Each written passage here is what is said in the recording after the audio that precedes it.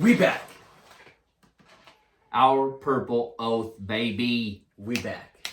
Episode 8. So, this is your co-host, or this is your host, Mr. Blake Anderson. The host called himself. And your co-host, Mr. Devin Strange, is over here. Hi, guys. We're coming at you. We have some things that we need to seriously take into consideration tonight. And we are... You know what? Let's just start it out. How you doing, Devin? How the fuck you doing? Because this is about to get saucy. It is Friday. Yeah. Yeah, it's Friday. That's all I can say. It's Friday. It's Friday, baby. Because every day. Because Friday is a good day, you know? All day. So, I had a pretty good day. I drove all over hell and gone. That's your job, though.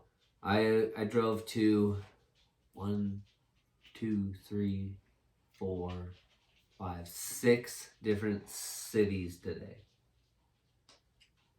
Yeah. How many of them were mountain cities? 0. Wow. I told my boss a couple months ago, I told you, I'm done. Oh, you told him you were done? Done for good? No. No? You give me my raise and I'll start running mountain gas again. Nice. And it's about to come to a head again because Dad's gone for a week and there is nothing but mountain tickets on the desk. Oh. So that conversation's about to happen like Monday. Like, hey, Dave, because you know what? Most of my conversations about my raises have been to our general manager, the boss's son. Mm-hmm. I don't even know if Dave knows about it. But it's about to come to a head, and I'm about to tell Dave, either you give me the raise I wanted, or I'm not running mountain gas. Sorry. I'm not doing service work. That gas ain't getting delivered. Well, and like today I went and fixed a leak. That's service work. That is something I told them I wouldn't do. Right. Until I got my raise. So already I'm starting to kind of like give a little, but I'm pissed. They're hiring people of what I make. And I've been there for 3 years. That's some bougie. What's really fucked up is I hauled mountain gas all the way up until I asked for my raise. And as soon as I got told no, he didn't even tell me no. He said that he needs to evaluate numbers. Mm-hmm. And that was like fucking 5 months ago. What's evaluate numbers mean? I have no idea. He went into some spiel about how they didn't do as good during 2020 because of the pandemic. It's like, no shit, Sherlock. That has nothing to do with me. I still hauled every bit of fucking 500,000 gallons of gas for you. Fuck out of here. You can pay me a few extra dollars. That's what I'm saying. Definitely the fact that I found out, I saw the ad in the paper that they're hiring fucking drivers at what I make. Oh, hell no. No, we won't get into that. We will get right into your guys' politics. Enough of my whining. So I saw a sign in someone's yard. And it said, Trump 2024, the rules have changed. What is your first thought of that? What do you think they mean? The rules have changed, huh? Yeah, and it was a flag. Like they bought it and it was like legit. This is being mass produced.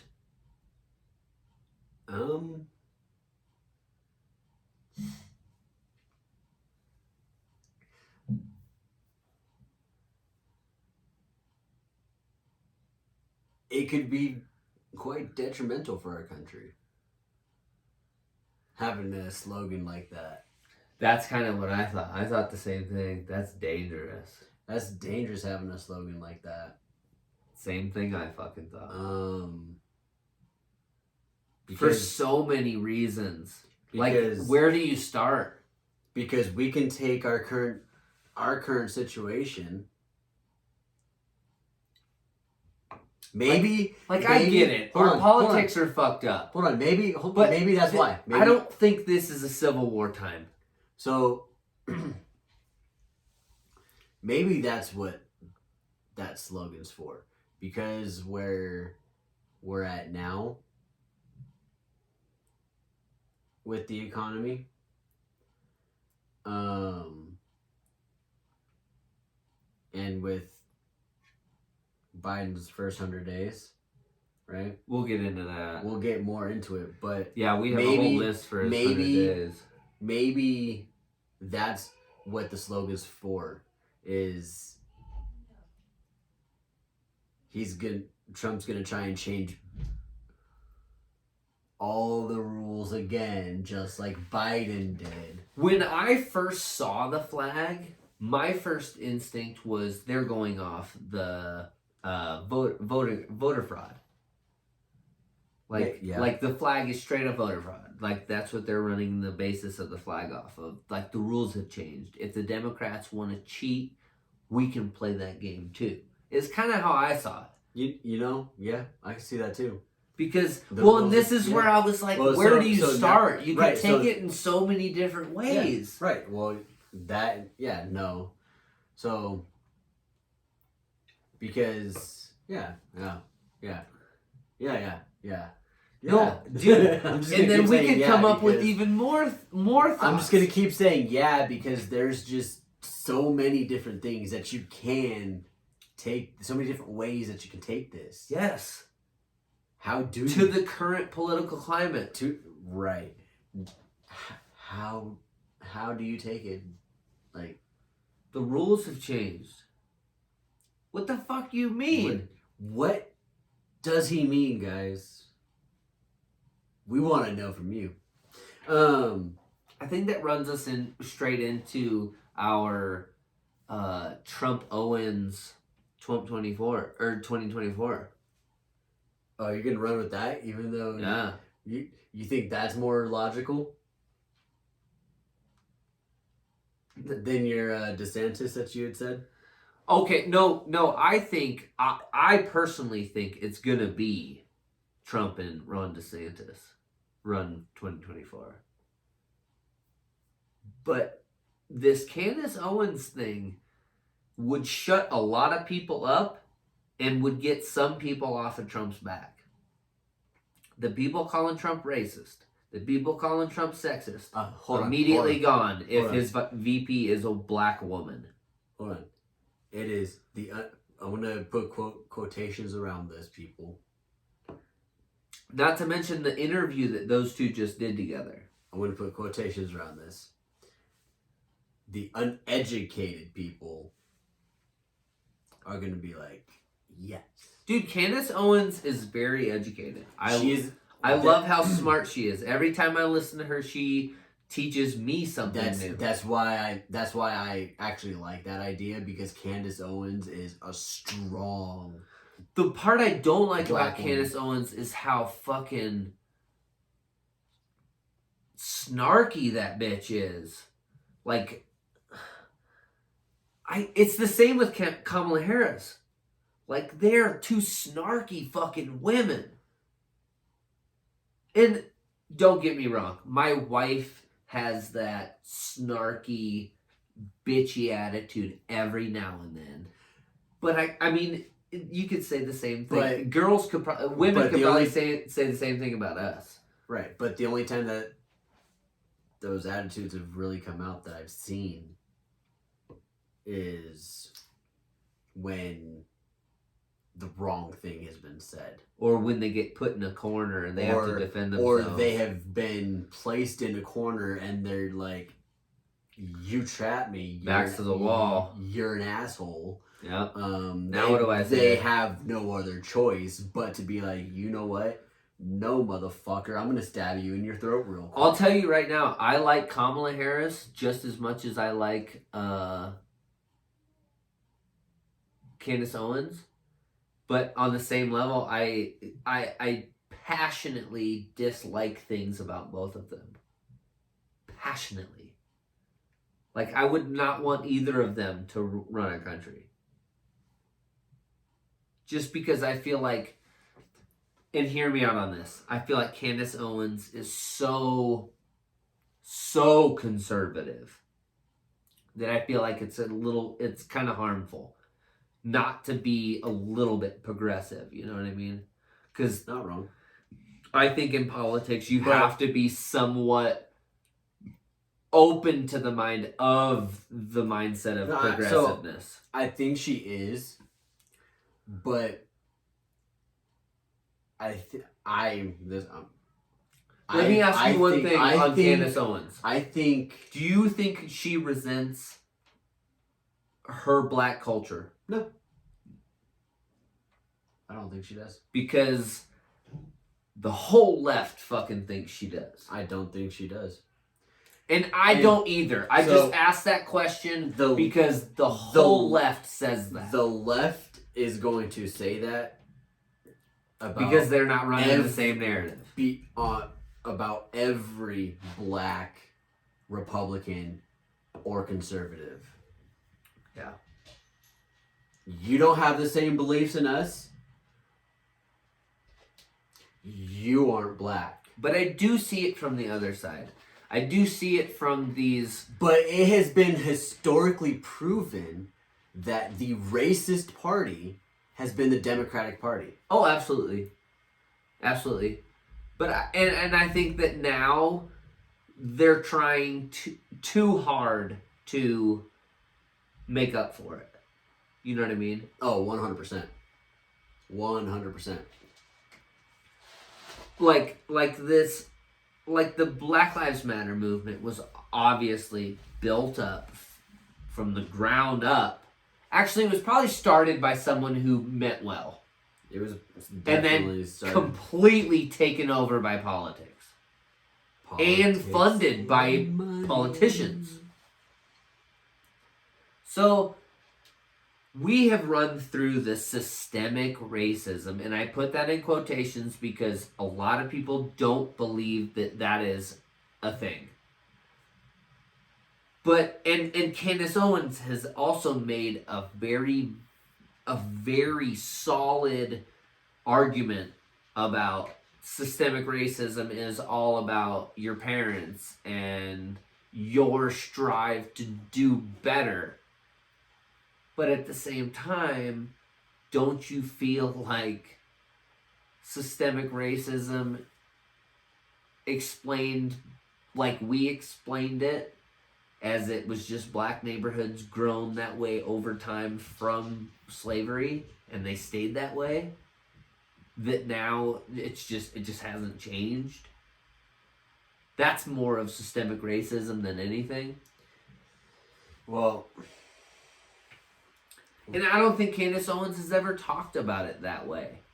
She's always said it's all this country's all about opportunity. The whole agenda, not even agenda, narrative. The whole narrative behind, the whole narrative behind systemic racism are all of these systems. But it's thrown. But you can agree, it's thrown around so fucking. Is being thrown around very loosely. Well, it's so irresponsibly, how it's thrown around these days. Right, it's being thrown around very loosely. Yes, because systematic racism, we can all agree on what it actually is. It is slavery towns that were put together at the proclamation. Have not changed. The police we can say the police is a form of systemic racism. Agreed. Yes, they were formed because they originally to hunt down slaves. Right. And then as housing and industrial, there we go. You could.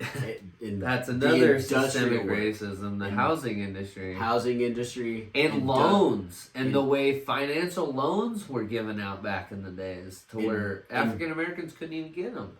labor work, once home ec was and trade was taken out of high school, it killed so many jobs for them. See, and this has been an idea of mine since about sophomore year. You know how LeBron James started a school? Yep. I think we should restart a school and show the rest of the schools and the rest of the school districts how productive it is. Because think about it. How? If you have, say, middle school, you start in about 6th grade. You let them go through elementary school, K through 5, learning basic stuff, what everyone else learns. As soon as they hit 6th grade, you start teaching them economics. You start teaching them cars. So you start teaching them how to cook. You start teaching them how to survive, how their life in the next 6 years is going to be. You know what I mean? And you teach kids at 6th, 7th grade that say their parents die in some tragic accident. They're going to be able to fend for themselves. I like that we decided to jump on the school subject. Because this is a soft subject for me. I have two teachers. I have two teachers and sisters. So Joe Biden wants to add an additional 4 years of schooling. I don't agree with that, but I do love his ambition in trying to reform schooling. You know, there should be. I just don't agree there that should it's be a reform in schooling. This is the. I just don't agree. This is the right way. So how you were saying we run our school to show them like the everyday life kind of thing. Yes, that's what these smart schools are for. I think it's Switzerland. Switzerland has the home ec and all this stuff we're talking about starting at even earlier than we're talking about. But balancing checkbooks in like 4th grade. So our school reform should be rather than those 4 years those 4 years added. I like 2 years. I like the idea of 2 years because at 3, that's okay. 3 your brain's a sponge. You soak everything up. That's when you start to like really start. Well, yeah. If you go both ways with it, like add a year and then add a year the other way.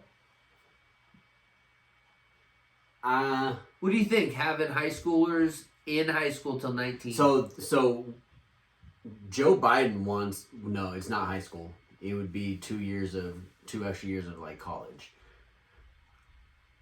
See, and that's dumb. Right.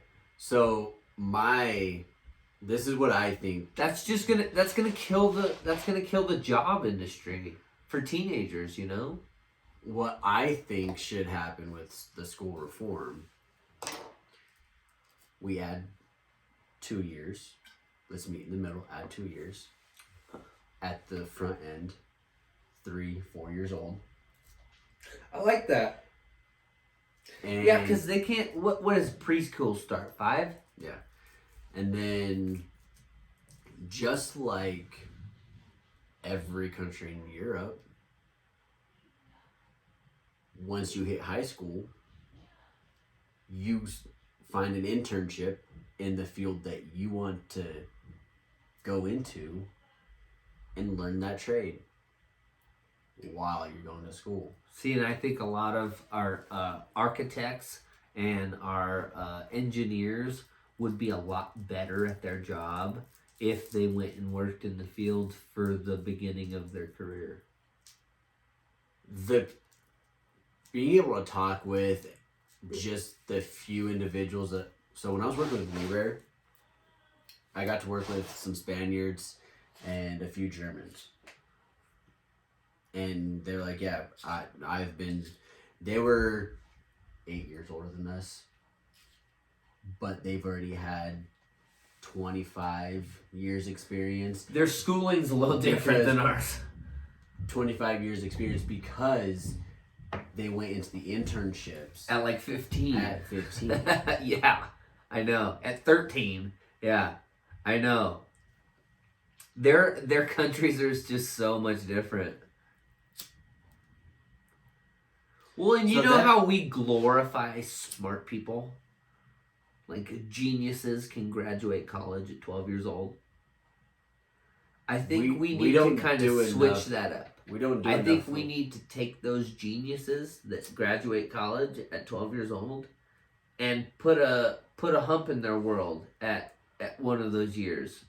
Change all of their courses from learning to doing, like cooking, balancing money, managing a bank account, like things that you actually fucking need. Like, you can't send a 12-year-old that just graduated fucking college out into the real world. They don't know anything. Some life experience. But you think they're a fucking genius because they graduated. It's retarded. I mean, yeah, absolutely.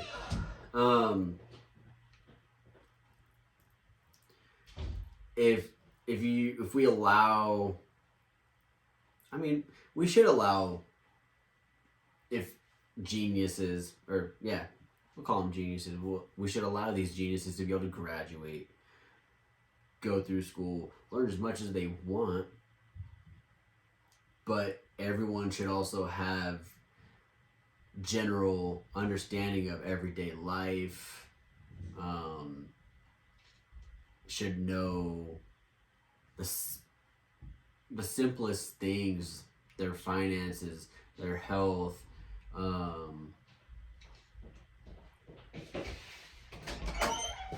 just how to cook right, how to take care of family. Well, as far as like cooking classes, think about the main food groups. Meat, if you learn how to cook like beef, you can cook anything. Because beef is one of the hardest things to cook. Because it's thick and it's fucking full of fat and it's hard to fucking cook all the way through. Everything else for the most part is lean. Same with like pasta. If you know how to cook pasta, dude, you cook anything.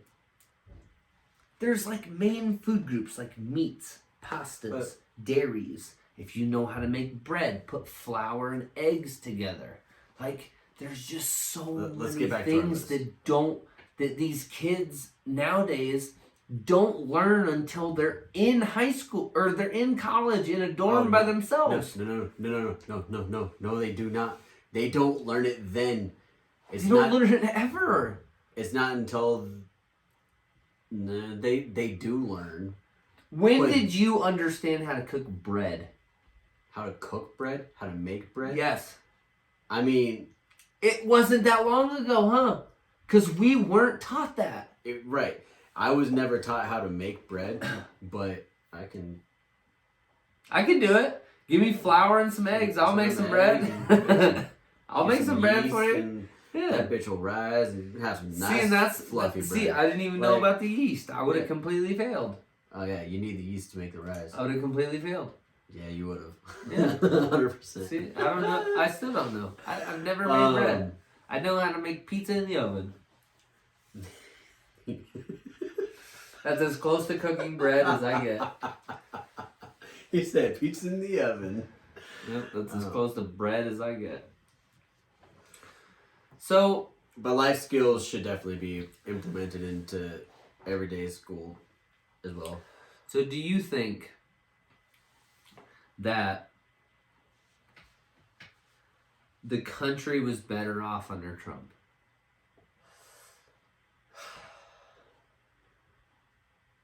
It's kind of hard to say because Biden's done pretty good with the pandemic.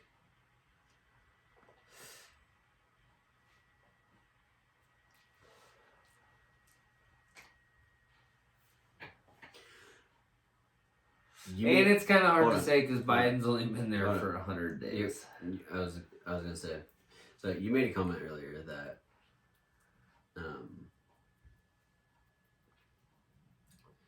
fuck.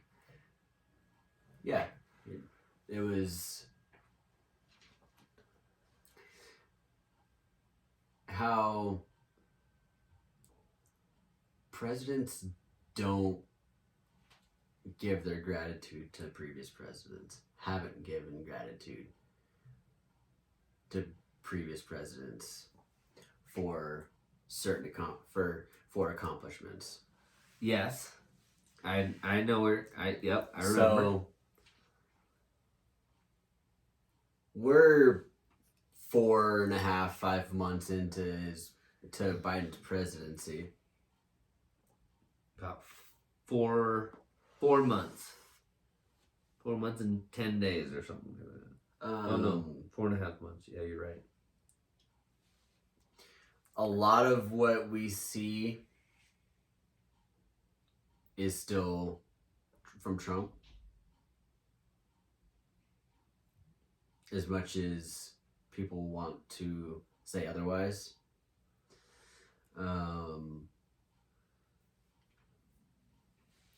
Now, to answer your question,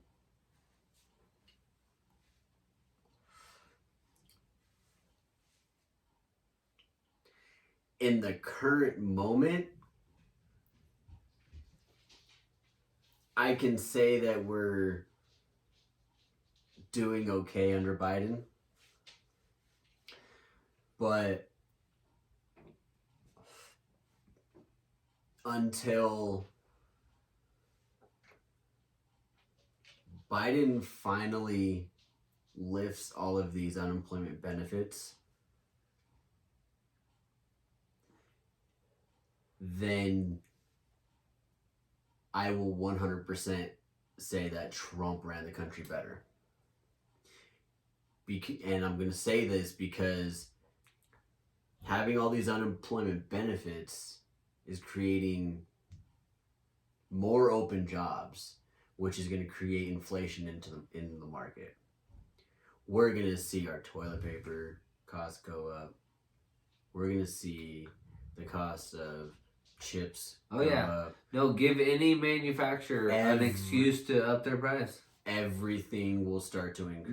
That's how the oil industry is right now. Everyone's bitching about gas prices, and it's like, you do realize that the demand is going up because of summertime, and that Russia and Saudi Arabia raised their barrel prices up to normal. Mm-hmm. So there is literally no fucking reason for these gas prices to be this high. They're just doing it to get rich. To get money. That's it. And I've been trying to explain it to the last couple people that I've delivered propane to and are bitching about oil prices. And I just tell them how it fucking is. It's like, you know that oil prices aren't actually that high, right? You know you're getting played. Yep. Like, they use every excuse in the book to raise their prices. They use COVID as an excuse. They use the Saudi Arabia-Russia thing as an excuse. They use the fucking pipeline as an excuse. And all of it was bullshit. I talked to a guy that worked on the pipeline. He said the crude oil was only fucking diesel and gas.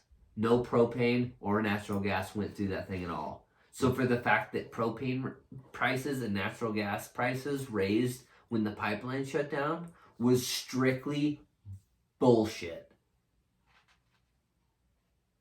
They saw an opportunity to make money. That's it. Yep. Because it had something to have it as an excuse. Because us deplorables lack in going and looking up what's actually happening. Don't know. Going to look on the internet, going to find out for yourself what's really fucking happening. 100%. And it's, I have to call out someone real quick because of one of these oil posts that has happened recently. Your old buddy Davey. Davey Grove. He's posted some things recently on the oil industry. And me being in the oil industry, I didn't want to get into it because I've noticed when you post an article to certain people's Facebook comments, they just straight up don't believe it because of where you got it. So no source is credible unless it came from their source, kind of thing, you know? But there has been, and it's not just Davy. I neglect to call out my Uncle Bill, my stepdad Mike. There are a lot of people touting this fucking bullshit about the oil industry. And let's be real. If you really know anything about the Keystone Pipeline getting shut down, tell me how right now, how it's really that big of a deal. So let me give you, anyone who doesn't know, an outline of what the pipeline that is currently doing now does. Okay, look at this on the screen. It goes over, and this is about the Minnesota area, and then it goes down. They wanted the Keystone Pipeline to start at the same point and go straight over. Yes, it would have fucking saved money, and over time, you would have gotten oil there faster. But is it really worth it? And why do you care? Because you already have a pipeline going to the same place. You just wanted a more direct route. You wanted to save money. I get it. But at the same time, you're cutting through people's lives. Like, people own that land that you have to cut through. And the biggest things they ran through with the Keystone Pipeline, a lot of those private property owners didn't really fucking care. Where they ran into the problems were the fucking Indian reservations. They wanted to cut a pipeline right through an Indian reservation. And it wasn't just one. There was like 3 of them. And they were like, fuck you. No. If you give us oil rights, we'll let you do it. And they would never let them do it. And I heard a couple interviews from Indians in those Indian reservations, and they said the same thing. They said, we talked to the fucking pipe layers.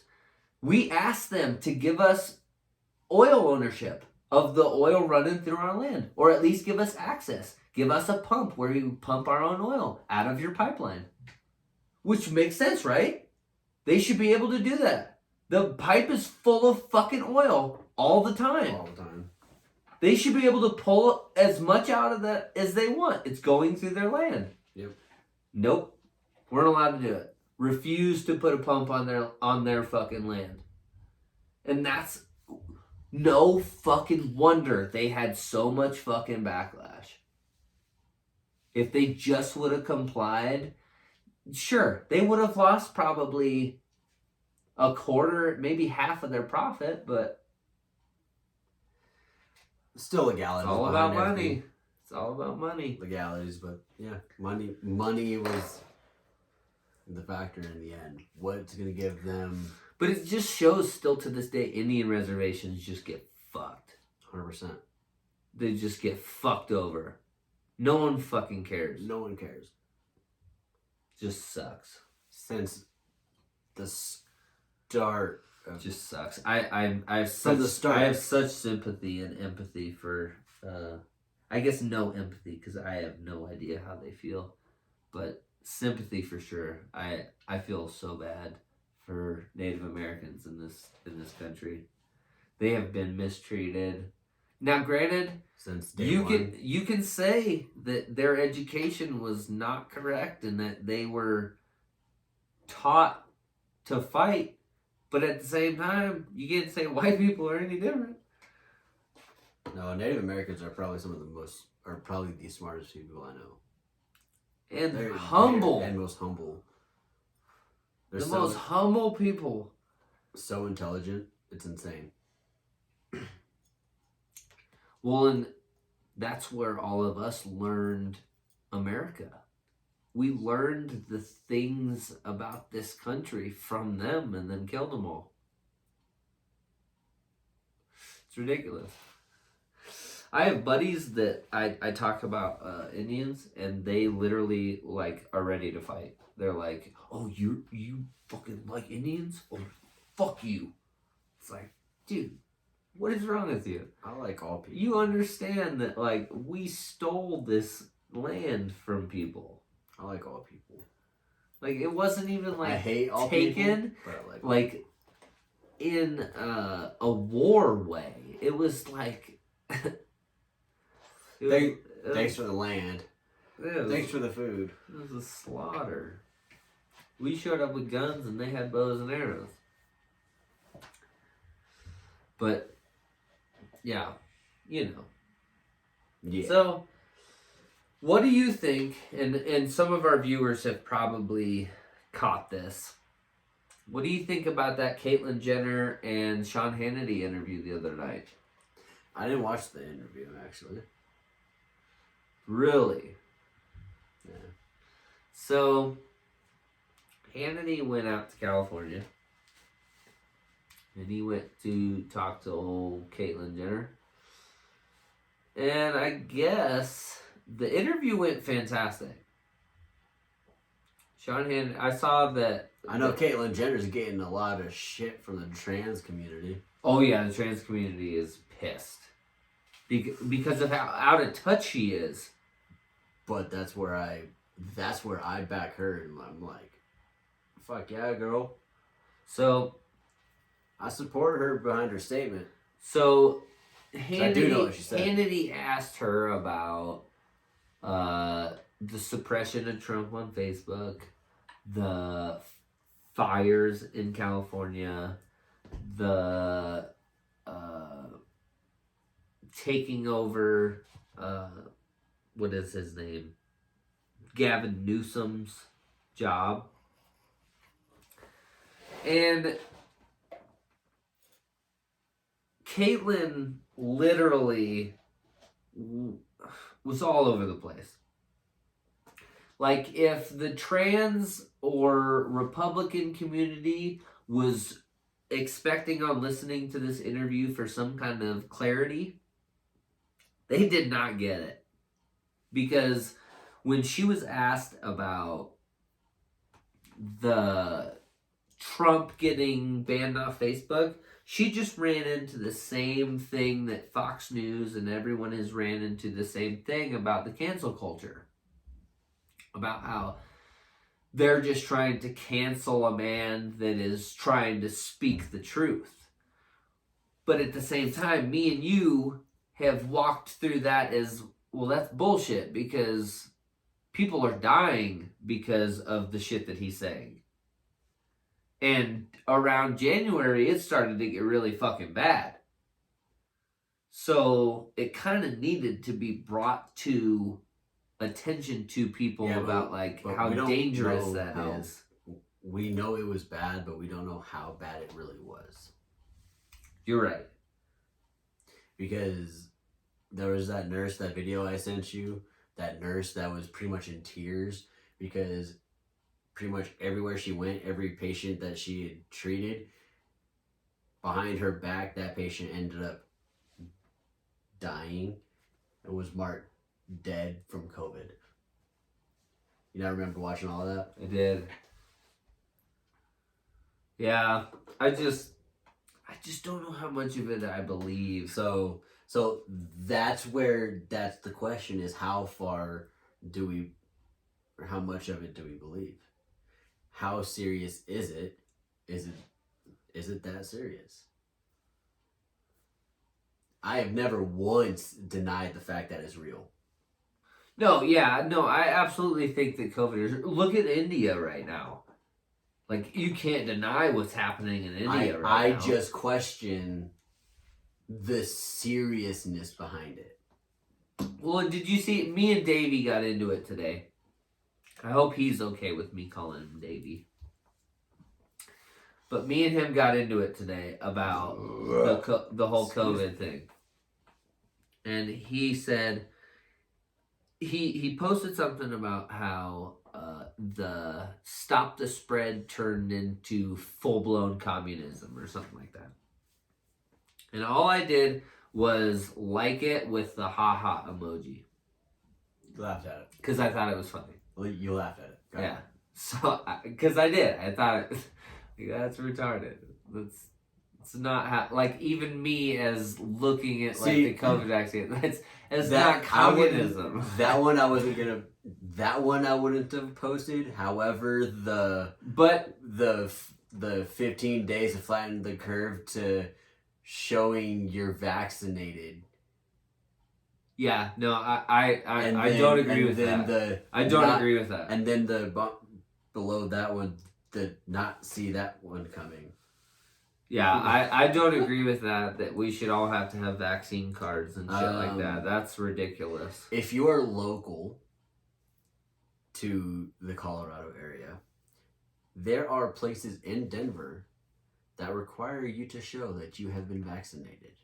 Well, it is like I was talking, or I was listening to one of my trusted sources, the David Pakman Show, and he was saying about how it's absolutely going to be a thing, about how these vaccine passports are complete bullshit, but at the same time, there's going to be businesses and certain 100%. establishments that require you to be vaccinated. Yep. Like schools. So, yeah. Well, and think about schools. Like, how do you really classify that as being different? That's just it's no different. Like, you have to go get vaccinated to play sports. We had to. We had to have certain vaccination too. We had to be vaccinated to play sports. You had to be. And you didn't have a choice. Yep. So if you want to go play football, you wanted to wrestle, you want to play basketball, you had to be vaccinated on all your shit and then show the health department that you were vaccinated. 100%. It's no different. It's going to be the same thing now. They're just adding one more thing to it. You have to get a COVID vaccine. And to be truthfully honest, they have shown that the Pfizer and the Moderna does pretty well against these variants. So they are pretty confident that the Pfizer and the Moderna will just need like a booster every year, like a flu shot. Which I'm probably like, even if I've been trying to get set up to me and Mo to get vaccinated, to get our first shot. And a lot of these places are like, it's just walk in. And then you walk in and it's like, oh, you need to make an appointment. It's like, this is fucked. They don't know what they're doing. Well, it's all fucked up. Like, it was a system thrown together in a hurry. Yep. But we haven't gone and run through that shit. We've just heard of other people going through that. So we've been trying to get with the people I did my DOT physical. We've been trying to get with them to get us set up and actually talking to them instead of trying to set up some appointment online through their fucking online bullshit. Because that's how everyone wants you to do it. They want you to set up your vaccine online through some database, and then you show up to the place and it's like, well, we don't have you on here and we can't give you the vaccine because we've already given out our doses or blah, blah, blah. Or all of our doses are spoken for today. It's like, well, fuck you. I set this up. But, you know, they said on the news, too, that only 45% or so, 50% maybe, has had 2 doses, and only like 35% has had both of them and are fully vaccinated. Yeah. And they're saying we need like 2/3 to be herd immunity. Well, 66% or so. Who was it from his administration that said that they are now coming to a point where they no longer have people volunteering to get the vaccine? Yeah, no, that's happening. Now, so, absolutely. And not to mention, an article came out the other day about America is thinking about sending their vaccines that they have, that they bought, that haven't been used yet. They're thinking about selling them and sending them other places. So the people that want to get vaccinated that have been waiting, this is your time. You need to fucking go get vaccinated before all of the vaccines get shipped out of the country. So, hang on though. There are so many people that are, I'm not going to say brainwashed. Sheeps. I'm not going to say sheeps. Sheeples. There's so many people that sincerely believe that COVID is that lethal. And I'm going to say lethal loosely because we don't know. We don't know. Yeah, we don't know long-term effects on any of this. But we do know that MDMR or MDMA, whatever that vaccine is called that they have turned into a vaccine. I talked to my coworker and he was saying that they've been trying to develop that MDMR vaccine. No, the MDMR, like that's what all the vaccines are made out of. Okay. He was saying that they've been trying to get that approved by the FDA for like over a decade. And it just so happens that coronavirus comes around and now it works for it. And now it gets approved. No. False. FDA came out and has said that they will not approve any of these COVID-19 vaccines. Pfizer's already approved. No. Pfizer's the only one. I thought Pfizer was the only one that got approved. They had a temporary approval from the FDA. Yeah, the Food and Drug Administration. Yeah, Pfizer had a temporary something. Temporary. Yeah, they had a temporary one. So it was on like a, what do you call it? Like a probation kind of thing. But yeah, they won't approve any of the other ones. And then with Johnson & Johnson getting the blood clots, that like got taken completely off their list. Yeah, Pfizer is the top one right now. So I lied. There's 3. Moderna now too. And Janssen. What? AKA Johnson & Johnson. Oh yeah. Well, that's because JJ just got reapproved. It just got reinstated because the investigation ended. So, going back to mine, going into my point, we're now coming up to a point where there's a population in the United States that does not want to volunteer to get the vaccine. Yeah, and it's gonna devastate what the health experts said we needed. So, with that being said, what are your thoughts on mandatory vaccinations? Absolutely not. Absolutely not. Because I have seen several people that are on my friends list tout that they 100% support mandatory vaccinations. I do not. I still believe you should be able to choose for yourself whether you want it or not.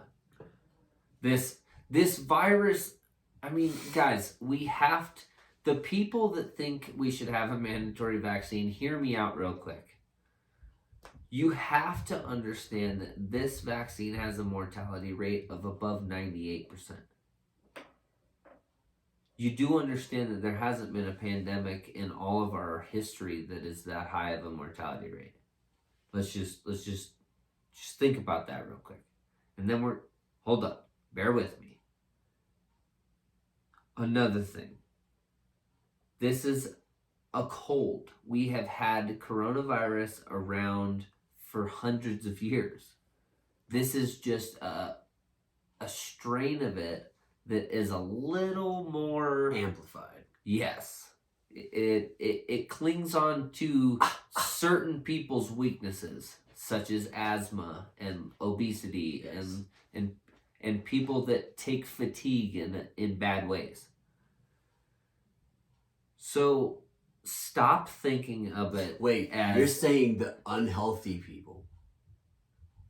No. No. You know what? I retract that statement. That was so ignorant. I'm taking that back. No. No, because a lot of people have asthma that are fucking way more healthy than us. I also know a lot of healthy people that have come down with COVID, but they recovered. No, and I know a lot of people that have asthma that are a lot more in shape than you and me. Yeah. That's why I retracted my statement. No, but I really think the people that think a mandatory vaccine is the way to go think about. I mean, let's separate some things real quick. Let's separate hospital and like health from politics. I understand. No, I understand that you want to be safe and you want your kids to be safe and you want everyone to be vaccinated. But at the same time, you do live in America. That flag right there says you do. You're watching this podcast. So. And they help fight for it. So you have to understand that everyone around you has a decision or has a choice. They don't have to fucking do what you tell them to do.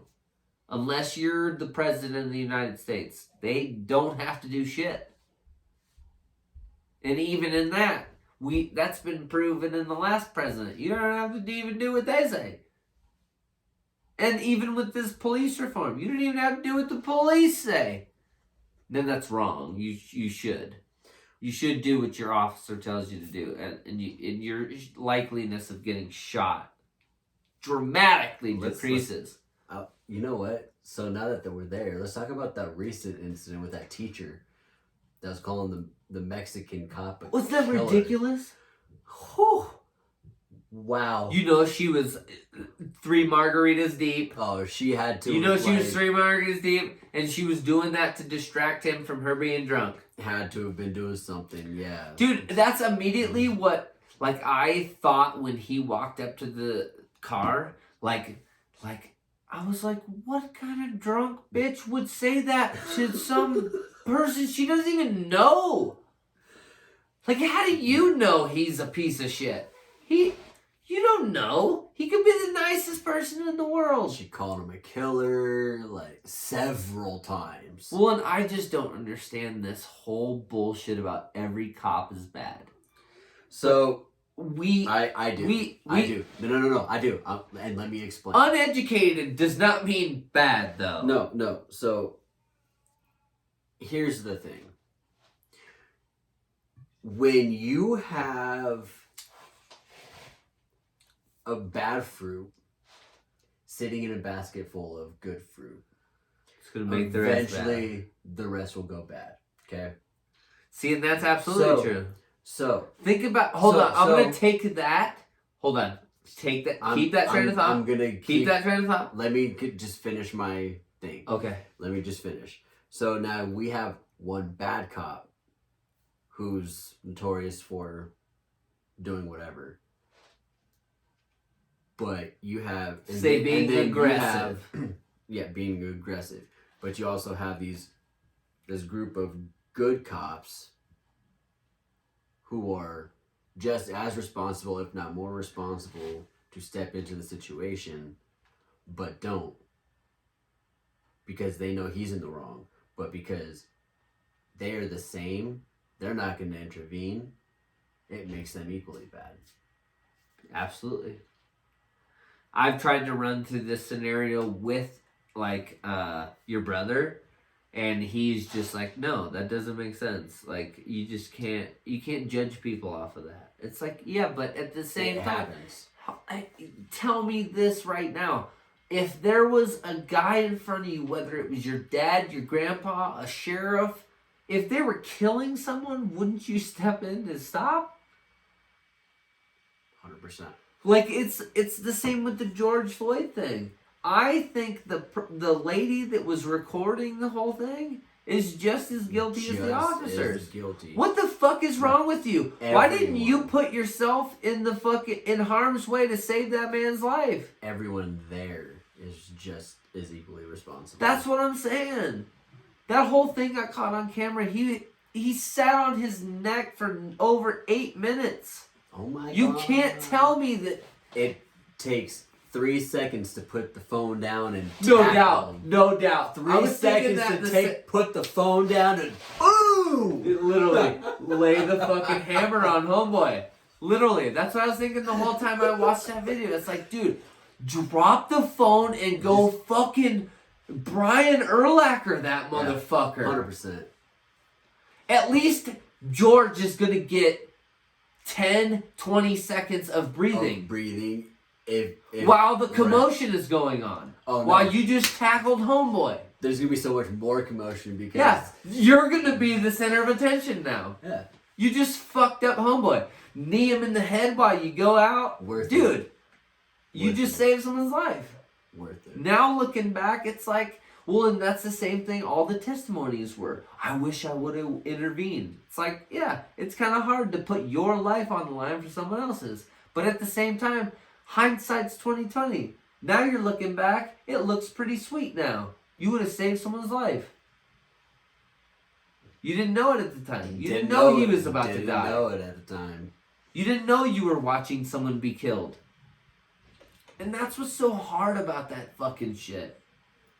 I understand, and I give sympathy though to police. I do give sympathy to police in situations of chaos. You got me so excited for this, actually. So, since we're on the trial, Derek Chauvin's attorney has actually appealed for mistrial. Yes. Because one of the jurers lied and has been to a BLM protest, and he supported Black Lives Matter. And not to mention, it was during the trial. During the trial, yeah. Cool. What a turn of events. But it was just one juror. So, with that said,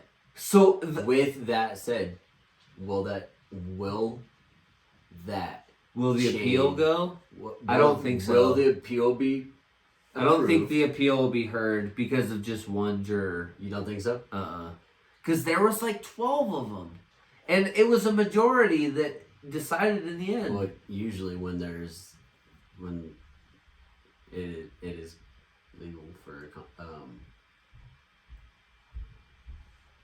whatever the verdict. Well, if they're going to do an appeal, do have the rights. They're going to do an appeal. It's already been started to an appeal. They do have the rights to an all appeal. of those jurors are going to be subpoenaed back. Bruh. Same with the guy that fucked up. You know what? Honestly, let's think about it though. So, hold on. I have a question. Was it worth? So this is my. Hold on. I have a question. This is my new question. Was it worth the attorney's time to put in the appeal? I have like a ulterior question. What if the juror that was caught pictured at the rally, at the riot or protest, what if he was just there asking questions, getting people's opinions, and just so happened to be caught in a picture with somebody? He still showed up. But at the same time, you're a juror. Juror. You're balls deep into that subject at the moment. Don't you agree? And he was also wearing a shirt that supported. Oh, he was? He was wearing a shirt. Oh, I didn't know that. Yeah. I was more thinking about, think of it if it was you or me. Think about if we were put in that situation. And you lived in Denver and you saw a parade going by that was a Black Lives Matter. Would you go out and talk to him? If you were a juror in a case of a Black Lives Matter, would you go out and talk to him? A Black Lives Matter protest walking by your house. Yeah, but exactly. I would do the same. I would. I totally would. But I wouldn't go out, take pictures. No. I wouldn't. I would not have a shirt on that said Black Lives Matter. I wouldn't show any support for anything. No, you'd be super neutral with everyone. I would still be super neutral. I would even be asking hard questions to people. Like, well, what do you think about this? What do you think? No, what's the officer supposed to do? I would just get perspectives and viewpoints and just be like, you wouldn't be questionative? Nah. That is how you get in trouble. When you start questioning, people will be like, all right, what's up? You're on the other side, aren't you? What's wrong with you? You don't agree with me, do you? So that's where you just gotta play the psychology game on them. Just be like, oh yeah, that's right. 100%, that's how I feel. I'm good at that. I'm really good at that. So I think we should wrap up this saucy portion of part 1 because you have a list of 100 items. Okay. Yeah. Blake has a list that's gonna take a second. Blake has a list of 100 items and mostly good things. Should be all good things. It is all accomplishments that Biden has done 100 days. In 100 days. I have gone and found a list of what Biden's worst accomplishments has been in the last 100 days. Wait, so part 2 is about to be Biden's goods and his bads. Stay tuned. You are a set-upper. You like that? I like that. Hey guys, stand by. We love you. We're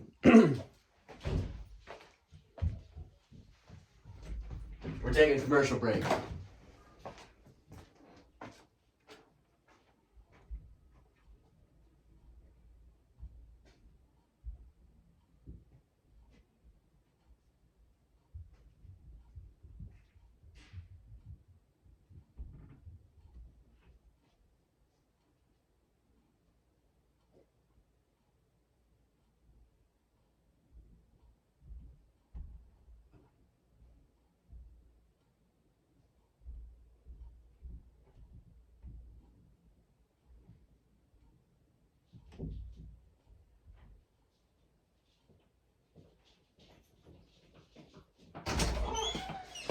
Is this still going?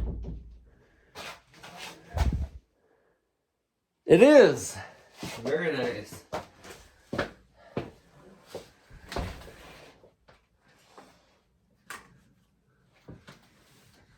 Yes. So, the whole Biden thing, it just kind of irks me. Because I knew this was going to happen. I knew that we were going to get a president that all fucking primary talked up a storm and then got in and just did all the most fucking liberal shit they could possibly do. Well, it's the same thing happened with Trump. Trump talked this fucking big, I'm gonna be in the middle game, and then got in and just fucking conservative, right-wing the shit out of everything. You know? Alright, you ready? Let's do it.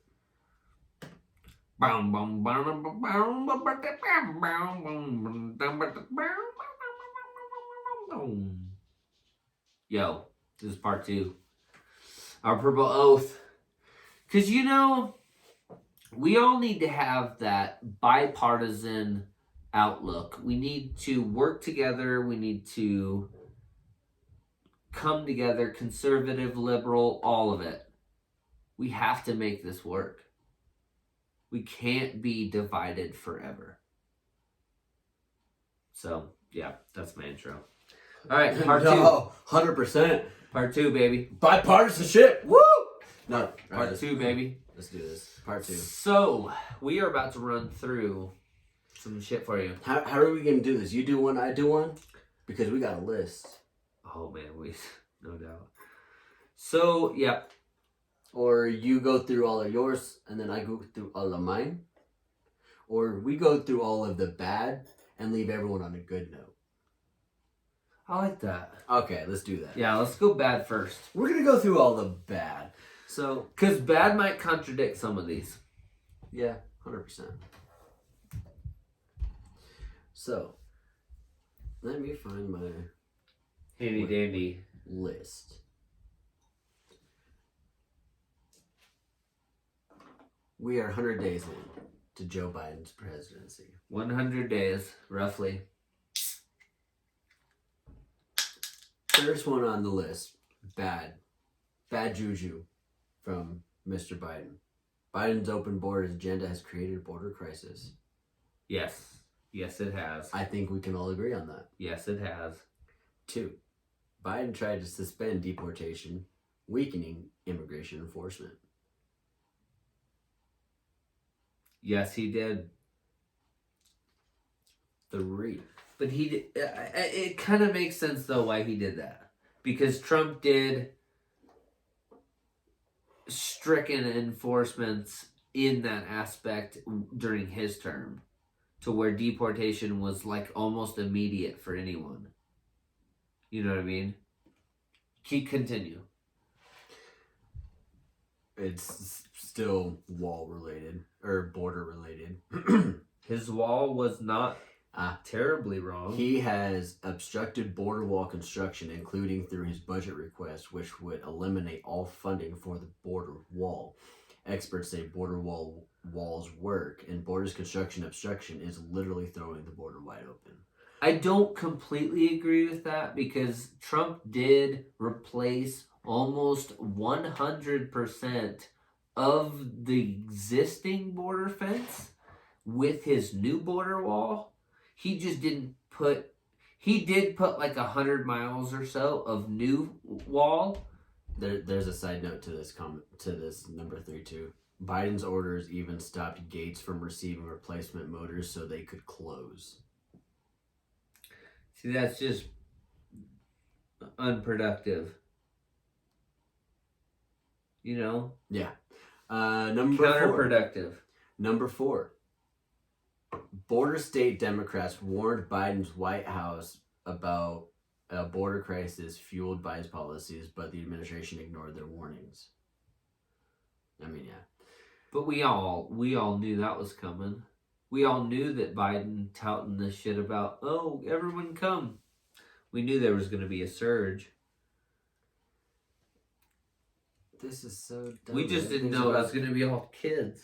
Is this really about... Okay.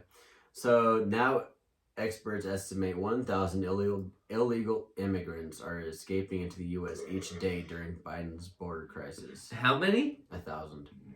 That's probably correct. There were 172,331 border apprehensions in March, 5 times the number in March last year. So they're not actually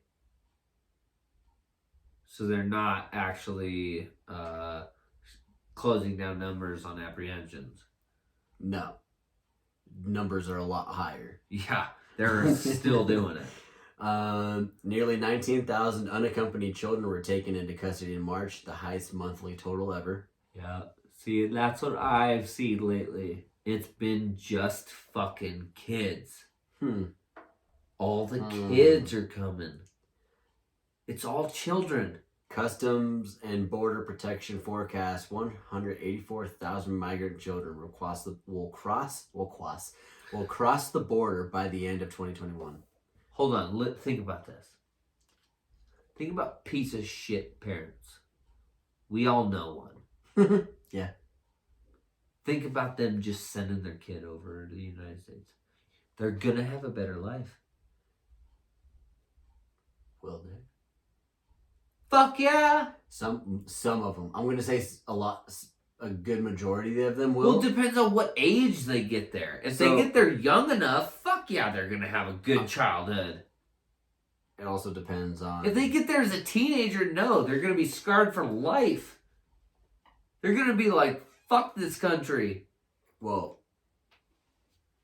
Same as Muslims. Same with the Muslim surge that came here fucking 6 years ago. So, if they... All of them came here pissed off because of how they were treated. But you also got to realize, a lot of those kids aren't going to find permanent families. I disagree. There's so many people fostering kids nowadays. The parent fostering numbers have skyrocketed. Like, I have 3 sisters that was a foster mom. The foster mom was a piece of shit. I know, but when was that? Just recently.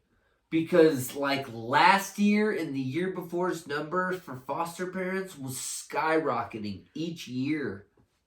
So, back to my point, even with foster care... I'm just saying a lot of people in America are willing to take on kids.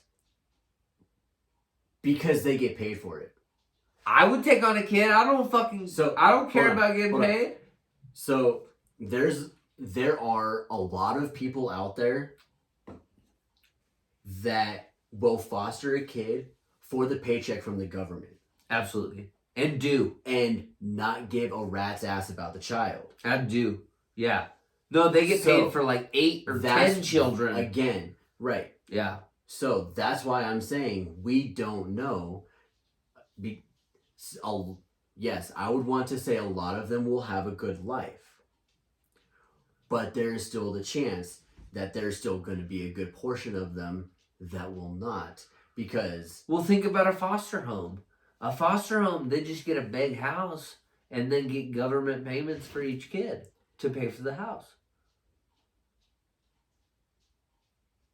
You know what I mean? They could, but... That's absolutely how foster homes work. No, I know that's how it works. However, are they taking in consideration of the mental, physical health, the emotional health of that child? Yeah. Growing up. Yeah. We, again, don't know, and that is a huge factor. And I'm pretty sure the state only does those checks once a year. So back to the list. There has been a 233% increase in fentanyl seizures at the southern border. Whoa! Fentanyl's going up anywhere. You can't blame that on Biden. Thanks to Biden's border wall obstruction, smugglers are exploiting gaps in the wall that were previously set to be built. 11 officials warn of a boom time for gangs, traffickers, and smugglers as they take advantage of Biden's border crisis. Holy shit, look at that graph.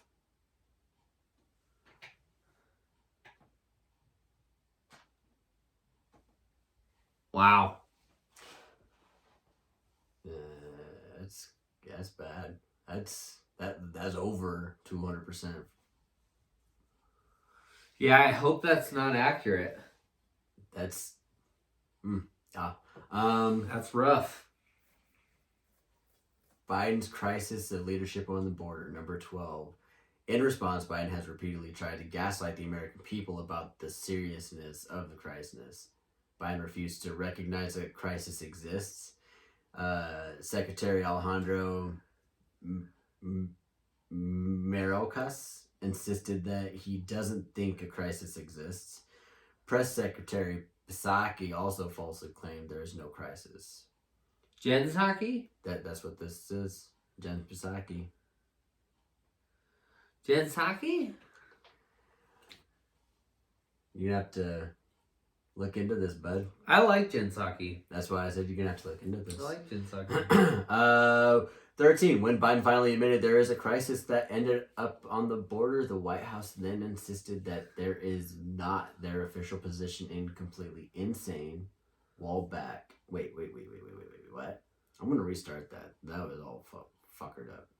When Biden finally admitted there is a crisis that ended up on the border, the White House then insisted that is not their official position in completely insane walkback, and that children coming to our border is not a crisis. I mean, it's not. Biden still, so number 14, Biden still does not have any plans to visit the border. Hold on. I totally walk back my previous statement. Children coming to your border is kind of a crisis. It's not a crisis. No, that's kind of a big deal. No, that's kind of a big deal. You're coming without your Think parents. about that happening on the other side of the border. Yeah. Think about Canadian children coming into our border, hurt, malnourished. That's a fucking crisis. No. Kamala Harris, Just because it's coming from the South, it's not a crisis. Kamala Harris laughed when she was asked if she would visit the border, and still has not visited the border, even after. That's bullshit. That's not true. I don't know if she is. That's not true. She totally went there recently. She was just in Texas at the border. 16. Biden administration is releasing some illegal immigrants caught crossing the border without a court notice and sometimes without any paperwork at all. I believe that. Border facilities are stretched beyond thin because of crisis. No, that's because they've gotten totally depleted in their employment. Their employment got cut in like half. To deal with the surge, the Pentagon was... Which is bullshit. Why would you fucking cut employment on the border right now? I don't know. To deal with the surge, Pentagon was forced to approve multiple military bases to house unaccompanied migrant children. There's already like fucking 4 or 5 of them on the border. Not only that, what stadium was it in San Diego? Did I ever tag you in that post or send that post or article to you? There's a stadium in California, in San Diego, where homeless people, American homeless people, were sleeping. They were kicked out and replaced by immigrants, illegal immigrants. I not send that to you? Oh, I'm gonna have to find it. Dude, that's fucked up. Yeah. Biden. But that's a total typical California thing. Biden is restricting media access to the border to hide the true extent of the crisis and dodge accountability. When asked why his administration is denying press access, Biden conceded he is purposely waiting to provide transparency at border facilities. I think we can all come to the realization that Biden was in over his head on what he planned on doing with the border. And then once it started happening, he was like, okay, I may have been wrong. You know? So enough of that about the border. We're going to go into anti-energy agenda that's destroying jobs. Hey, I believe in the new Green Deal in a certain aspect. So let's see what this got to say. Biden rejoined the Paris Climate Agreement, which I do agree in that. Could destroy between 400,000 to 2.7 million jobs. See, but it doesn't talk about how many it'll produce either. That is a huge number, and you are correct. That is a huge gap. 400,000 to 2.7 million jobs. Yeah, that's a big number. That's a huge number difference. But then, yeah, you're right. 24. On day one, Biden abandoned Keystone Pipeline, forcing thousands into unemployment with the stroke of a pen. Yep, and we're all feeling the effects of that with American oil, workers with and- gas yeah. prices right now. Which we also talked about doesn't make any fucking sense. We are still waiting for Biden to announce a plan for these workers. Psaki said she had nothing more when asked about how Biden plans to replace oil and gas jobs that were killed by his energy policies. What'd she say? There was nothing more on that. She had said nothing more when asked about the policies.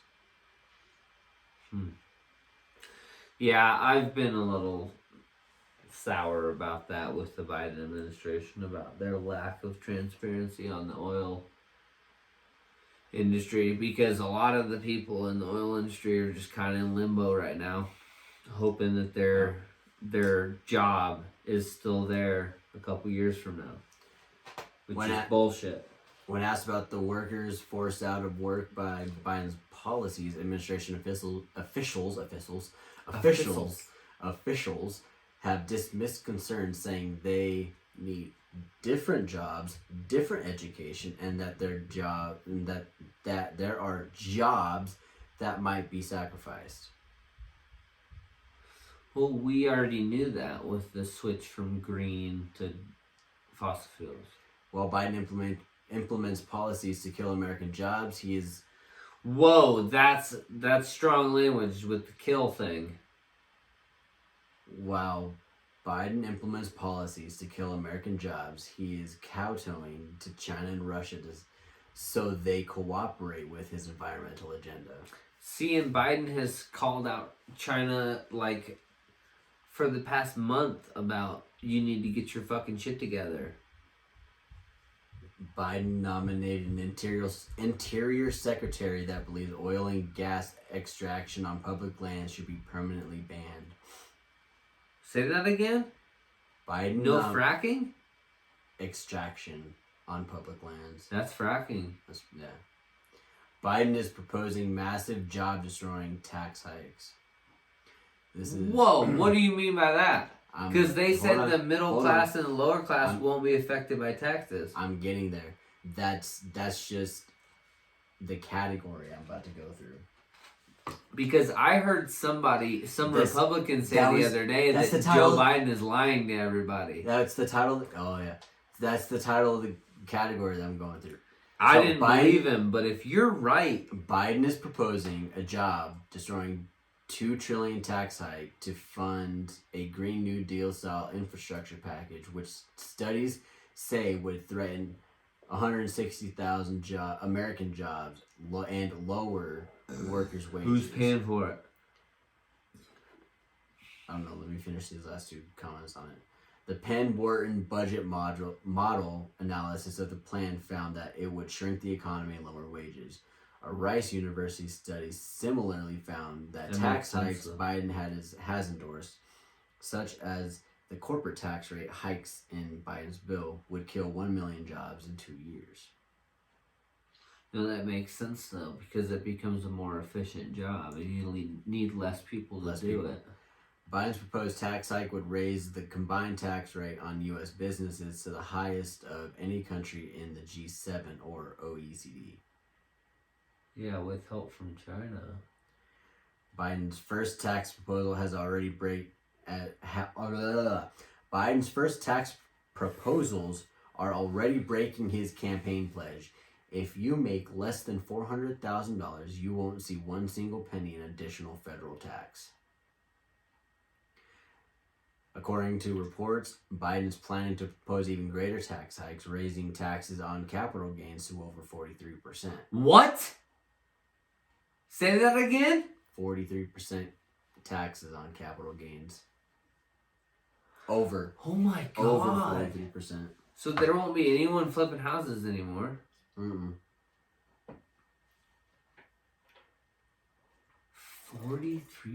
That's over half. According to administration officials, he is showing Hold an on. increase. Let's explain to our listeners what that means. If you are flipping houses and you sell your house in less than 2 years of owning it, and you are exposed to capital gains tax, that means the government takes half your money. Yeah. 100%. Half your bitch ass money. How's that make you feel? Bitch. That tells me that anyone who is in real estate who plans on flipping houses, hold on to your house, rent that fucker out for a couple of years. Make sure you don't have to pay that capital gains tax. Yes, sir. Rent Do that your bitch research. out. If you own a house for more than 3 years and sell it, you don't have to pay capital gains tax. Do your research. We love you. Biden's proposal is not an infrastructure package. 35. Only 7% of the spending of Biden's proposed infrastructure package is for roads, bridges, highways, airports, waterways, and ports. Did you say 7? 7%. What? He did go on a spiel about how infrastructure means all this other stuff. You know what I mean? Did you hear his speech when he talked about all this? So, Democrats are trying their best to redefine infrastructure as almost everything under the sun because they know their proposals are not about infrastructure. That's what this comment was. His administration has lied about job creation. That's possible under his infrastructure plan. Even CNN and the Washington Post called Biden out on misleading the American people on job predictions. Let's go to schools. I'm going to jump to 40. Biden repeatedly campaigned with American Federation of Teachers boss Randy Weingarten, who is leading the anti-science charge to keep America's schools closed. Now that Biden's president, he has refused to call out the group. Biden has caved to Democrat special interest groups of the expense of millions of children and families across America, even though the science shows that keeping schools closed has devastating effects on the mental health, social and economic situation, and academic achievement of children. Yeah, but how do you justify that during a pandemic? Like they did the same thing in 1918. So when it comes to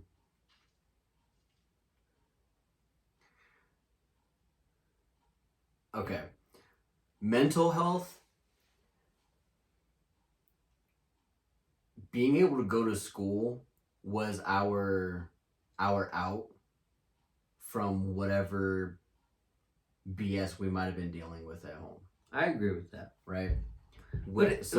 My argument was more of like, how is this any different than the Spanish flu in 1918? They were dealing with the same thing in schools. No.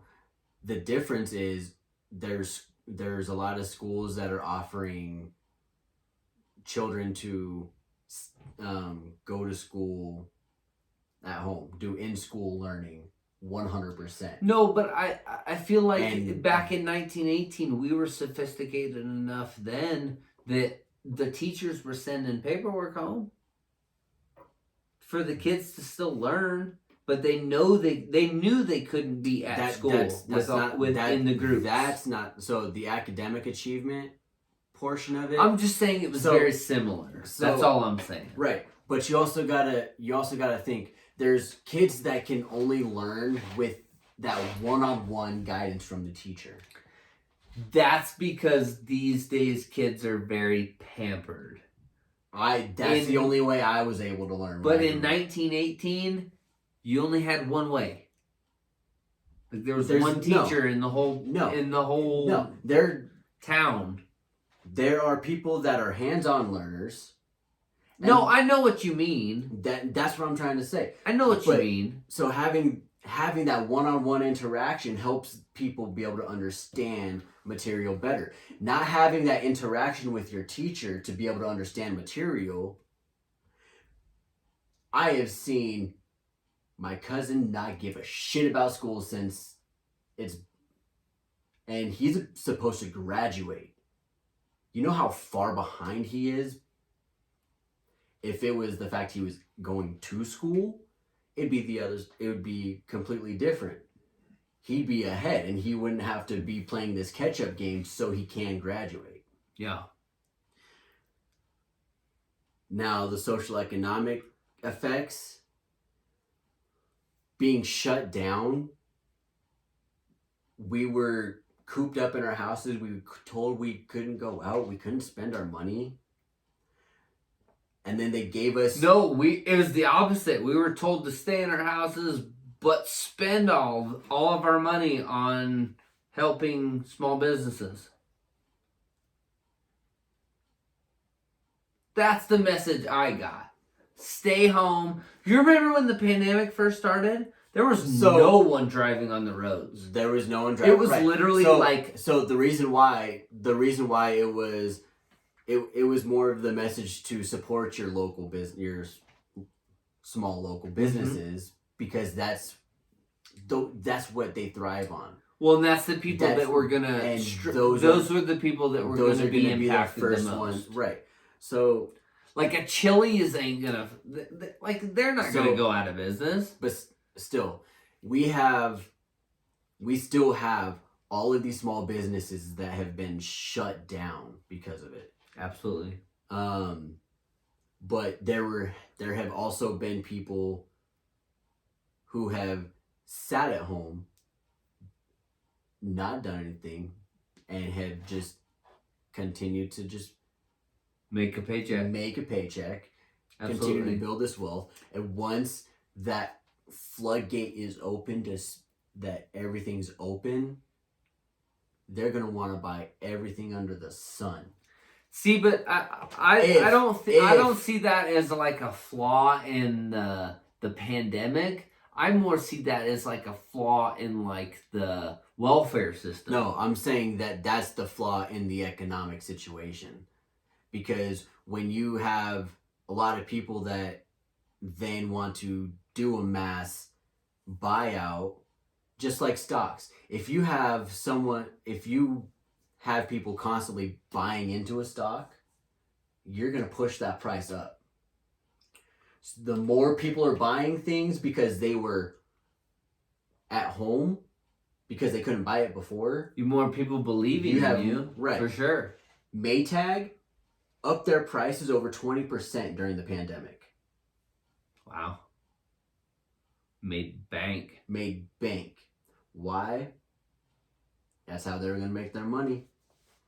Well, that's what I was talking about earlier. About how it's become this game nowadays through the pandemic of how you can blame the pandemic, you can blame all these other things for hiking your prices. Like, look at the lumber industry. They're saying that they had to lay off all these people, and that's fucking bullshit. They didn't. They still have that wood sitting there. They're just not moving it. Because in their eyes, if they move it slower, it costs more. So a lot of people are just going to wait on lumber. And if the lumber industry does this any longer, the housing industry is going to tank.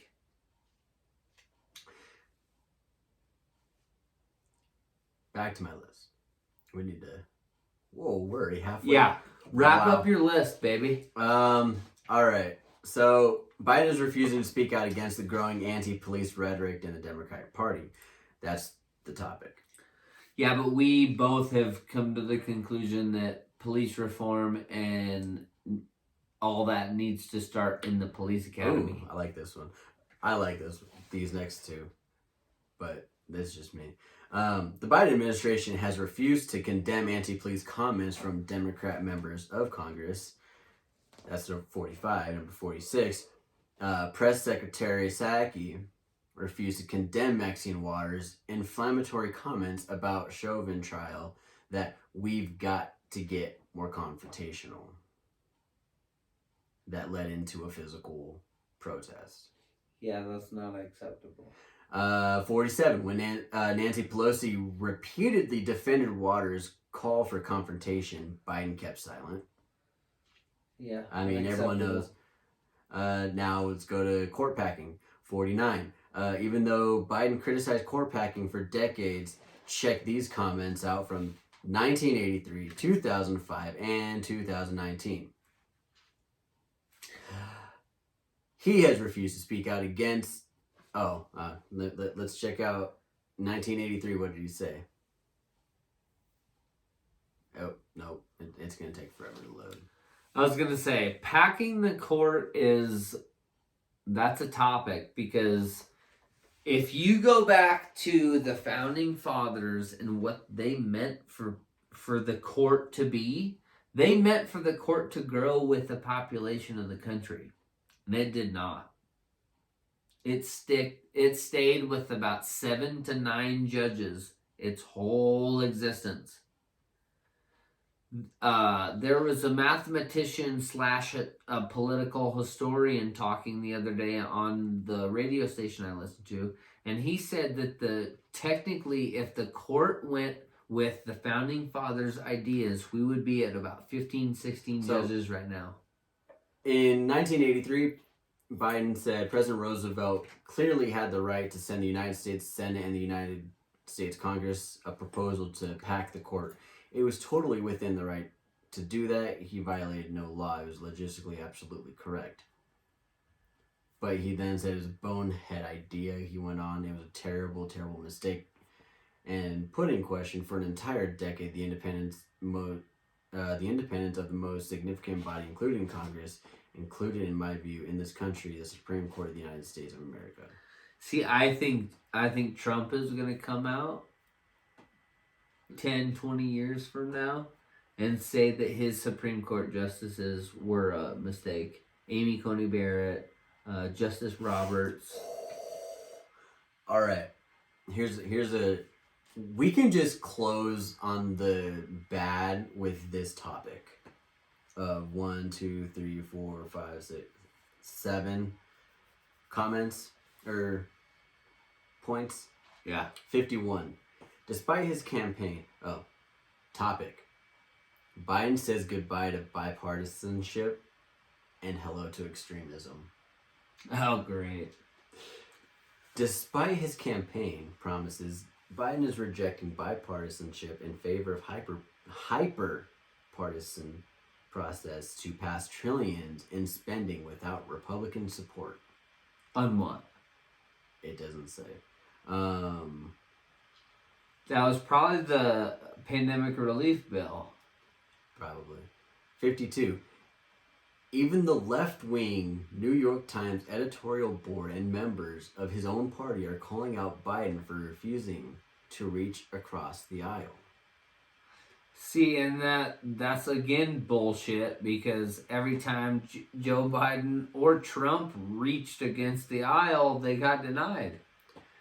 Politics are so fucking bipartisan, so partisan right now, it's retarded. No one can reach across the aisle. And then they criticize someone for not doing so. It's bullshit. He has resorted to governing through executive order, issuing far-left decrees at breathtaking speed. Guys, he's pushed over 50 executive orders. More than that. I think he's over 100 now. Let's take a good old gander. Is that... Are you done? Almost. Executive orders. Oh my God. I never thought we'd get to this list. Yeah, no. So executive orders to date by Biden. By Biden. My guess is about 78.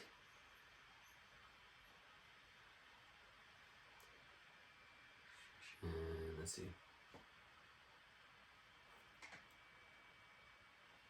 No, that doesn't work. He has... Dude, I'm telling you, he has more than 50. But I don't think he has 100. He's only been in office 100 days. That would be an executive order every day.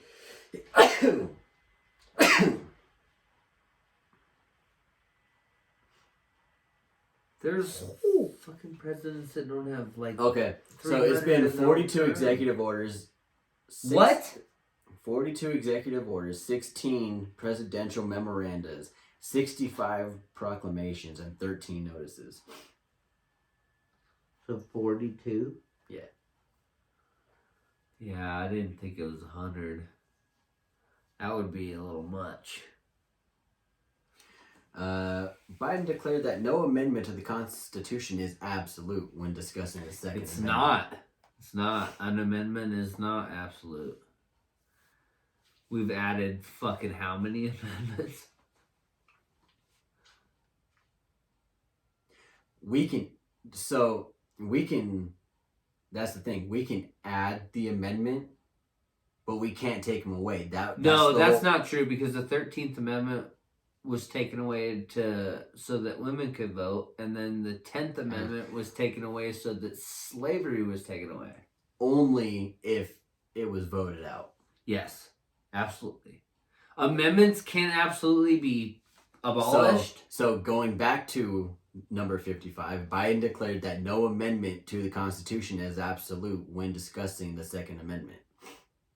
Stating That's not true. That's not true. The Second Amendment is absolute. The fuck out of here.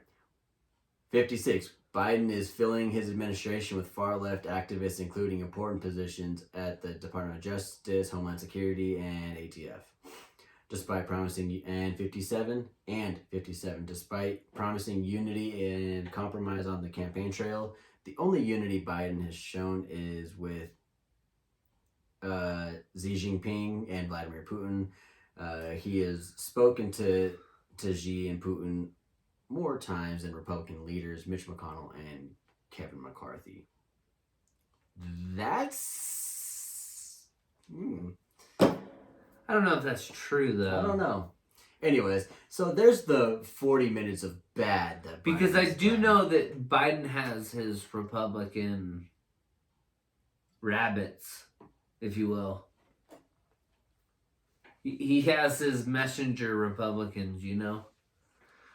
All right, let's get into the list of Joe Biden's accomplishments. That'll probably contradict some of the things that Devin has told us. 1.4 million jobs created in the first 100 days. 6.4% GDP growth. 220 COVID-19 vaccine shots in the arms of Americans. Not from him, though.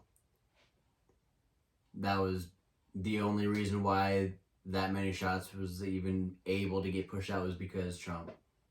I don't know about that. I mean, he set him up, but you had to follow through.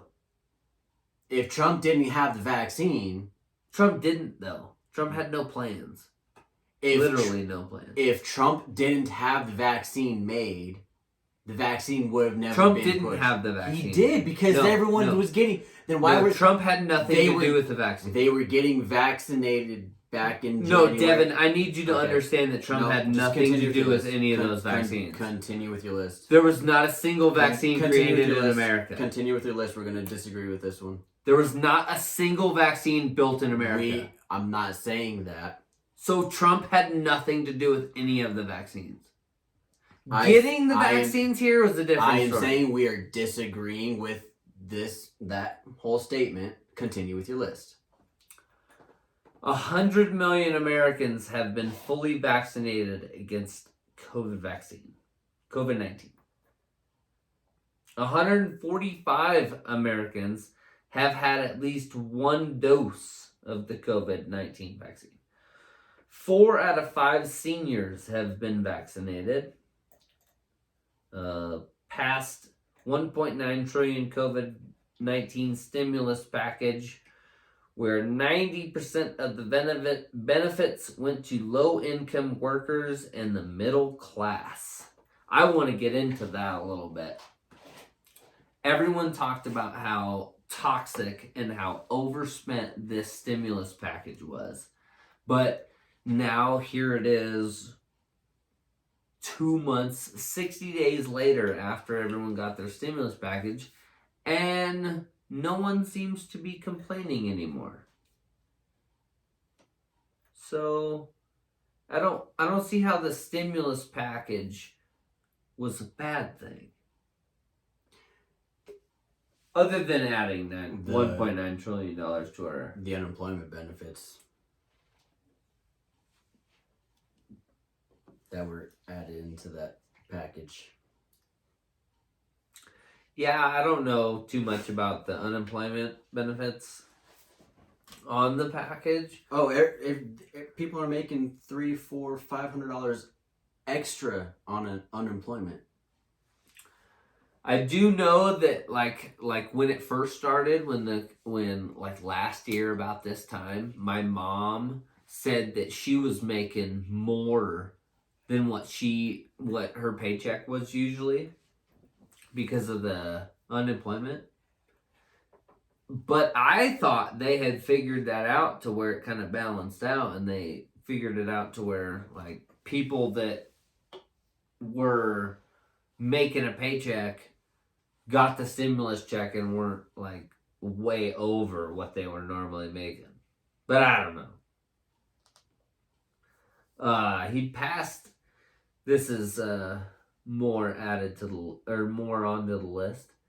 Passed legislation to cut childhood poverty in half. I have no idea. What's that supposed to mean? Passed legislation to cut childhood poverty in half. Yeah, not sure. I not sure what got put in place for that. I'd like to know more on that. Definitely. Nope, it's not allowed. They don't allow us to look into that. Okay, increase the child tax credit from $2,000 to $3,000, $3,600 for children under 6. So, meaning, if you don't know what that means, anyone with a child gets a child tax credit when you go file your taxes. So, say I have 2 kids. I go in and get $4,000 for my kids in child tax credits. Meaning, whether I have a return or I owe, I get a $4,000 credit for my kids. That now has turned into $3,000. And say I have 2 kids under the age of 6, I now get $3,600 for each kid. So it almost doubled for each kid.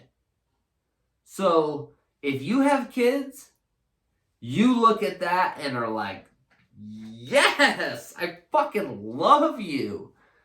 This is fucking money, baby. Think about the people that have like 5 fucking kids. Bro, they're banking when it comes tax season. Now, on that same note, I think you have to pull in a certain amount of money to even be able to file your taxes. So take that into consideration before you think you can just I think it's like get free money. I think you need to make like a minimum of $25,000. No, it's not that much. I think it's like 18. No, yeah, it's like 16 grand or something like that. It's not much. Like if you make over 10 grand, the feds want your money. Which makes sense. The feds always want everyone's money. Okay, let's see here. Biden. They're giving Biden credit for sending out $1,400 stimulus checks to the American public. What's funny is Trump's name was on those. No, he wasn't on the $1,400 ones. Yes, he was on the ones before that. Because there was like 4 stimulus checks that went out. There was only 3. Well, regardless, the recently one did not have Trump's name on it. The $1,400 one that went out to even the kids.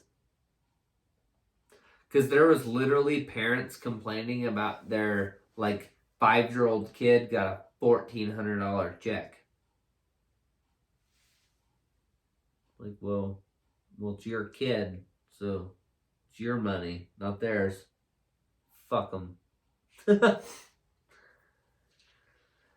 Oh, let's see here. Increased after-tax income for low-income workers by 20%. Increased after-tax income for low-income workers. Wait. That does not sound That's like a an bad accomplishment. That's a bad thing. Increased after-tax. What does that even mean? Say that all again. Increased after-tax income for low-income workers by 20%.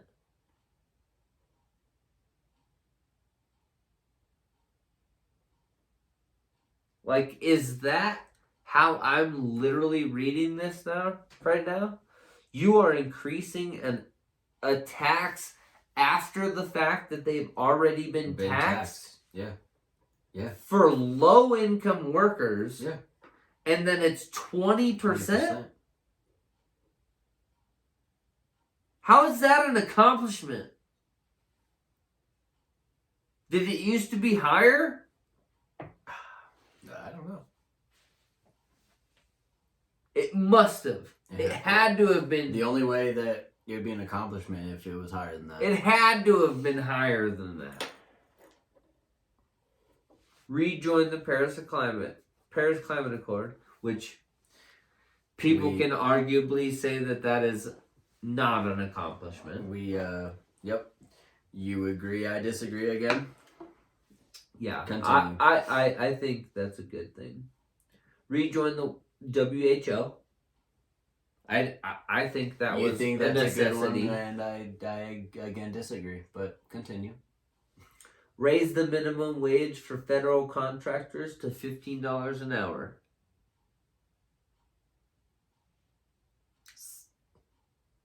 Still gotta keep and count, or still gotta count for inflation.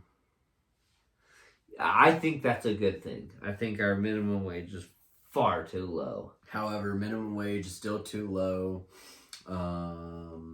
If we're gonna do any sort of... Like, if this country's gonna thrive, we need everyone to fucking be killing it. If we are gonna pay anyone money out the ass, it needs to be teachers. But we don't. Yeah. That's a story for another day. Amen to that, bro. That's a story for another day. But fucking amen to that. Let's go. If we could pay our teachers the kind of salaries we paid professional athletes, our fucking students would be top fucking notch, dude. 100%. Okay. That's how you know that it's preserve. That's how you know the education system is indoctrination. Preserve DACA. The Dreamers. Which needed to happen. You can't even deny that. That was bullshit that Trump took that away. Yeah. The stock market has seen better returns in Biden's first 100 days as president than it has under any other president since World War II. Okay. That's a hard pill to swallow since none of us like Biden. Even me, that's like, oh, God. Under those circumstances... Don't give that to Biden. Don't give him that. Since 1945, 46, I'm sorry. 44 it ended. 44, 45, whenever, it doesn't matter. 45 it ended. It doesn't matter. You're right. You're right. 45 it ended. Because those were world wars. Yeah, so what? We didn't have a pandemic that we were dealing with. Hold on. Last pandemic was 1918. Right. And then... Every 100 years. Wait. His first 100 days was on the recovery after a year of a shit show. Yeah. It's not hard. Of the last president. So it's not hard to recover from that. No, it's not hard to have good stats. Not good to have stats. Okay. Yeah. So, no, it's not hard. Not hard. Let's go. But at the same time, you can't just be like, you're a bitch because you came in and we had can better go back stats. to Trump. Look at what Trump did after Obama. On certain things, yes. His employment rate was higher. Yeah, I still think Obama had some fucked up shit happen during his presidency. I think if Obama was president now, he would have a grasp on stock market and all that stuff. Which in the time, I guess at the time he did too. When he first came into office, he had a grasp on all that shit. He came in at a perfect time after fucking Bush was thriving on an oil economy. You know what I mean? I like that. I like that whole conspiracy with Bush and his oil. But you can't take that away from him. You cannot take away the fact that Bush thrived on oil. Is thriving.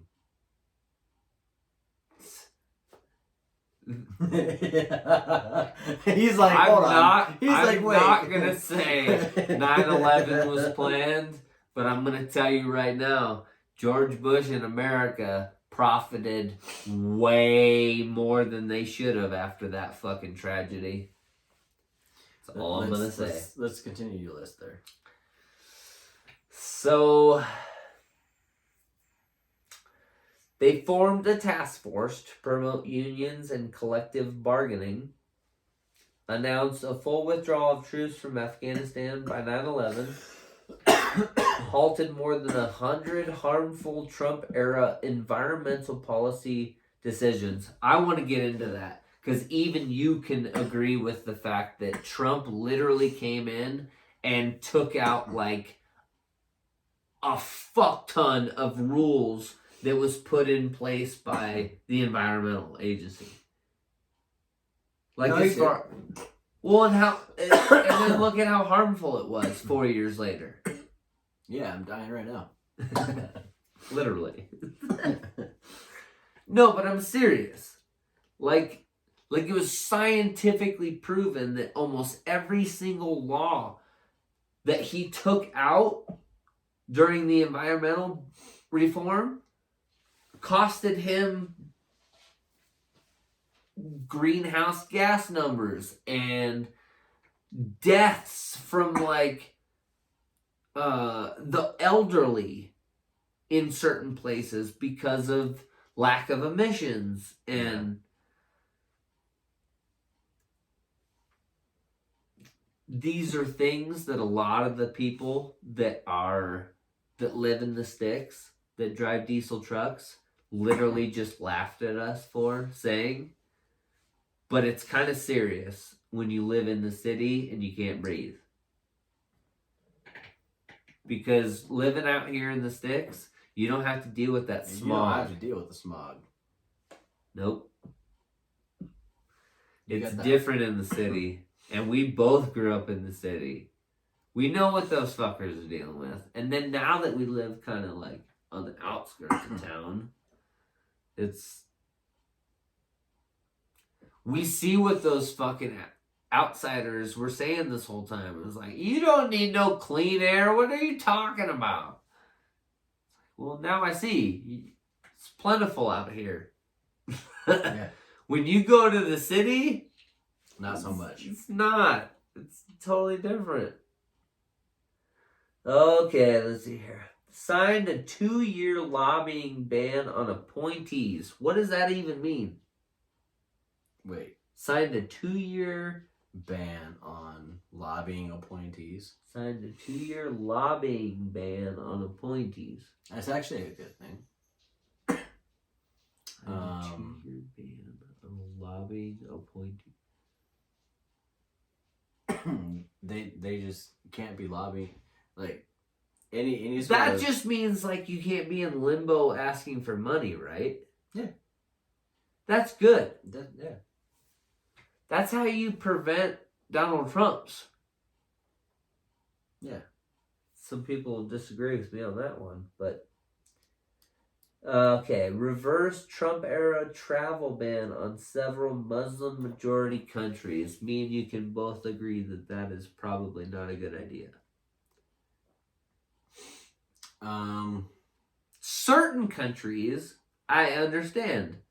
I would say certain countries, or Like Israel. or more strict regulations for the countries, not a complete ban. How do you enforce regulations once they get here, though? That's almost impossible. I don't know. Yeah, right? It's one of those things where it's like you're continuing the war off of 9/11 against Muslims, but at the same time you're like, I want you to come here open about America and not be hateful. Yeah. So where do you find that middle? You can't. Exactly. There ain't no way you can find a middle between an American and a Muslim. Well, they're so dramatically different. Hold on. You can find a middle in the individual if you're not racist or in the individual. Like all depends on the person. It'll on the person. If you're not an asshole and ignorant, you can find common ground. Pretty fucking easy. Absolutely. Oh, you like music? I like music. Absolutely. Easy. Oh. You write, I write. So, I hate to go super cheesy right now, but there is a new Disney movie out called Raya and the Dragon. I haven't seen it. Raya and the Last Dragon. And what you just said reminded me of a scene in that movie where at the beginning of the movie, Raya and her dad are trying to get all the other towns, the other cities, to stop fighting, come together, and be one big group. But she fucks up and shows someone something very valuable that she shouldn't have, that was sacred to the town, and a whole war starts. And it is... so she showed the wrong person. Exactly. Just like you just said. Showed the wrong person the wrong thing. You fucked up. Fucked up. Literally. Just like you were just saying. Showed the wrong person the wrong thing. Okay, let's see here. Canceled $3 billion in student loans. Wait, has that happened? I wish. Has that been enforced? I haven't seen shit about... So, the only thing I have seen about student loans, I wish my student loans were forgiven. I paid off all of mine. I know... Which is bullshit! I know my loans have been deferred until September. I don't have to start paying on them. Oh. But that's it. You might be able to qualify for a Joe Biden grant. Let's see. I'll nominated and confirmed. I will tell you. The first Native American cabinet member in U.S. history. That's pretty badass. That's fuck yeah, badass. That is definitely an accomplishment. And in support for the Saudi-led offensive in Yemen. I don't know anything about Yemen. Say that again. You're